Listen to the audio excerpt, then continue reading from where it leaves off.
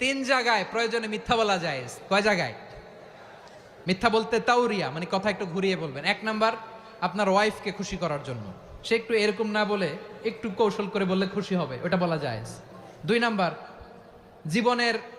জীবন মরণের ব্যাপার, জান বাঁচানোর জন্য একটু কৌশল করে ঘুরিয়ে বললেন, এটা জায়েজ। তিন নাম্বার, দুইজন ঝগড়া লাগছে তাদেরকে মিলিয়ে দেওয়ার জন্য কৌশল করে একটু মিথ্যা বলা, ঘুরিয়ে বলা জায়েজ। দুইজনের মধ্যে দেখলেন যে সম্পর্ক খারাপ, তো একজনরে বললেন, ভাই সে তো ওই দিন আপনার ব্যাপারে অনেক প্রশংসা। কি আমার ব্যাপারে প্রশংসা? তার সাথে তো আমার মারাত্মক সম্পর্ক। কি বললো? এই বললো আপনি নাকি এই করছেন ওই করছেন, অনেক প্রশংসা। লোকটার মন খুশি হয়ে যাবে তার ব্যাপারে, ঠিক কিনা? আবার তার সাথে যার ঝগড়া, ওরে যে বলুন, ভাই ওই দিন তো সে আপনার অনেক অ্যাপ্রিসিয়েশন করলো, অনেক। সে তো অবাক, কিরে বলে কি আমার?